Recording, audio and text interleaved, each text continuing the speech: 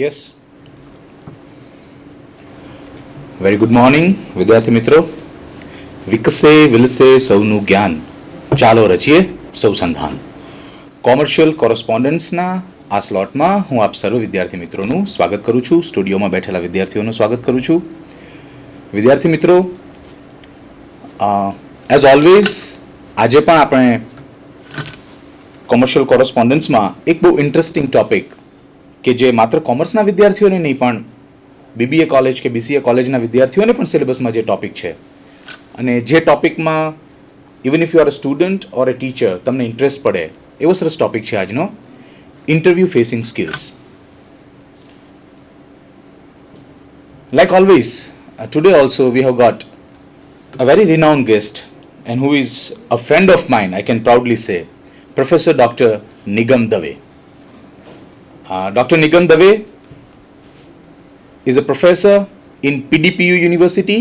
આપ લોકોએ નામ સાંભળ્યું હશે, પંડિત દીનદયાલ પેટ્રોલિયમ યુનિવર્સિટી, જ્યાં તેઓ ભણાવે છે છેલ્લા 3 વર્ષથી.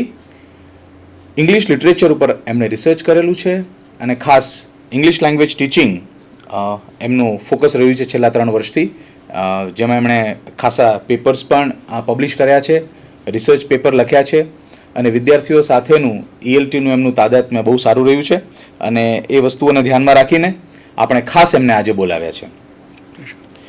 ઇન્ટરવ્યૂ ફેસિંગ સ્કિલ્સ આ ટોપિક એઝ યુ નો એવી રીતે ભણીએ કે જેથી એ માત્ર સિલેબસનો ટોપિક ન રહે પણ એ આપમેળે એટલે કે સેલ્ફ લર્નિંગ થવા લાગે. દેટ ઇઝ અવર મોટો. સંધાનના દરેક લેક્ચર્સનો હેતુ આ પણ હોય છે, આપ જાણો છો, અને આપના ફીડબેક્સ જે છે એ આ લેક્ચર માટે પણ હું વેઇટ કરીશ કે તમારા ફીડબેક કેવા રહે છે.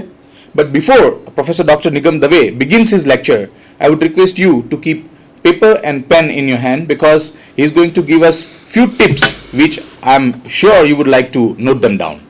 So I would request Dr. Nigam Dave, please proceed. Thank you. Dear students, before I would begin, let me explain to you the flow of my presentation, how I am going to deliver this presentation. As all of you know, that generally communication is a very important aspect, and no matter what you are, whether you are a student or you are a faculty or even you are in the corporate, you pass through stages of interview. And how do you tackle these tricky situations? What your posture and gesture should be? How do you use your verbal and non-verbal gestures with the optimum effect? These all things we are going to discuss today. I would start with defining very briefly the process of communication. Then I would also bring into equation the non-verbal gestures that you generally use. I would also be talking about the common concerns that people share when they appear in the interview. And ultimately, towards the end of my presentation, I would be talking about frequently asked questions that are generally asked in the interview process. These are the secondary resources that I have used for this presentation.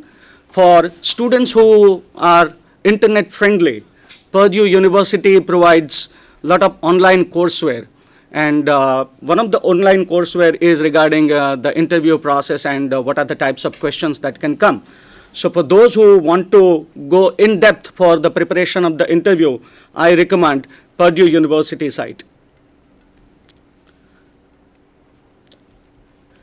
Okay, friends, you would also be knowing that communication comes from the Latin word communis, and the word communis means common. So as Professor Sarvaiya rightly pointed out, this topic is of common interest to all, because even when you are a student and you are hoping to crack an interview, then after cracking an interview, hopefully you get a good job where you feel satisfied, but again within the job, you would like to be promoted. There would be number of opportunities for you to interact with your superiors. So what are the things that generally happen during the time of interview that we would like to discuss? Now, you know the basic types of communication. One is intrapersonal communication, that is a communication with our own selves. Another one is interpersonal communication. then you also broadly divide communication into verbal and non-verbal communication. When you appear for an interview, the first thing that you generally start is with intrapersonal communication. Because if you know your strength and if you know your limitations, then that generally helps you develop your self-esteem. And it also helps you in building your self-confidence so you can perform wonderfully during the time of interview. I would also be talking about one of the techniques that all the people can use and that is very easy and highly effective, that is auto-suggestion and visualization process. I would be talking about that little later. And the reason why interview is called interview, because it gives the person who asks questions to know the other person, and it also helps the other person to know the person who is asking a question. So it allows you the interview, the view among two or more people. That is what always the process of communication is. And therefore, if you want to define a process of interview, you can say that it's a structured meeting between you and your employer, and it's a skill. The more you pass through the stages of interview, the better you become at that. That is what interview is. Another definition, which I have taken from Meenakshi Raman and Sangeeta Sharma's book for technical communication, is that interview is a psychological and sociological process. The reason why I say that it's a psychological process is because I was yesterday talking with my students in my university about dreams. And generally people are apprehensive about dreams and we experience nightmare because the only thing that we are afraid of is uncertainty, new surrounding. And therefore, when you are in a new surrounding, it is perfectly natural for you to feel little nervous, little hesitant, little shy. So that's the reason why the interview gives you the clear indication of what is happening in the mind of others. So psychologically, we need to boost our morale before we go for the process of interview. I would also like to draw on the word sociological, because all modern workplaces are a society at a micro level. And therefore, all employers would like to see how well you would gel into their organization, whether you are a team man or not, whether you are a leader or not, how well your ability of multicultural communication is, whether you can handle communication with technical and non-technical technical and non-technical people with ease or not. All these things are taken into consideration when one goes for the process of interview. And therefore, the definition says that an interview is a psychological and sociological instrument. Okay, generally we grow apprehensive and nervous about the process of interview because we feel that only the people who sit across the table would be asking us questions, whereas that is not the case. Even as an interviewee, you can also ask some questions back to the interviewer. You should feel all the reason to feel confident, because if you feel and if you believe in your ability, then that self-confidence and self-esteem should motivate you to know more about the company in the process of the interview also. See, it's always like a two-way process. The employer wants to know more about you, and you want to determine whether the company is a fit for you or not. Okay, now the first question that comes into the mind when you are going for an interview is, I would feel nervous. What do I do? Am I abnormal? My answer is no. When you are in a unfamiliar circumstances, it is perfectly natural that you would feel little nervous to start with. So that's the reason why I say when you experience butterflies flying in your stomach, channelize all the butterflies to fly in one direction so you can concentrate and you can divert your energy for the better performance. Now, what are the reasons that induce stress in the people who appear for the interview?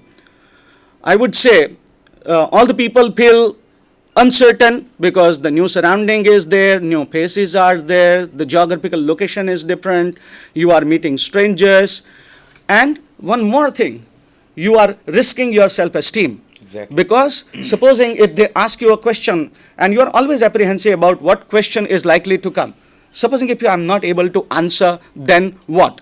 I would create a bad impression, not for others, but I would create a bad impression for my own self. So that hurts your self-esteem. Another thing is this maybe 1 hour or half an hour interview is going to affect the rest of your life, because all of you have been very hardworking students. You know, the parental expectations are there, the societal expectations are there. You have created your own dream of a successful life, and everything depends on that half an hour or 1 hour interview. So naturally, the situation is going to induce a little stress. It's only a question of how do I remove this stress as soon as possible. Sometimes the stress can be for better also, because the more nervous you feel, the better, the more eager you are to perform well. So if you feel nervous, try to prove that you deserve to get that job. Eustress, they call it. Yes, of Isn't course, the the positive positive stress, stress. positive stress. Positive stress is always very, very helpful, because, you know, you would forget about the expectations. You focus would, more. You You focus focus more. more. You You want be to more prove. conscious about the You whole you want to prove that you deserve that job. But And still, that, I think, I'm sorry to interrupt you, Please. but fear of unknown, unknown fear, what we call, so fear of something new is always there. And even it applies to the people who perhaps take the interview as well. Sometimes, it happens that when some students, who are actually really bright, and when they are appearing for the interview, sometimes they mesmerize the people who are taking the interview. So the situation is similar. It's upon you how you take your stress, positively or negatively. or negatively. You know, when you start the answers for the first time in the interview, generally the first question that would always be introduce yourself. And that is the most tricky question that one can ever encounter. Because generally the mistake that people make is they would go again through the same detail that is mentioned in the resume. Your prospective employer doesn't want to know what is already been stated in the resume. So don't say that this is my name and I have passed from this college and this is my degree. Of course, it goes without saying that when you are called for the interview, you have qualified the interview. So how do you put your introduction differently? That is what matters. And these first 2 or 3 minutes are very crucial. You feel as if a voice is coming from hollow within. But if you develop that auto-suggestion technique, about which I'm going to discuss little later, then there is all possibility these butterflies would soon settle down and you would feel very confident. Okay, what are the objectives of the interview?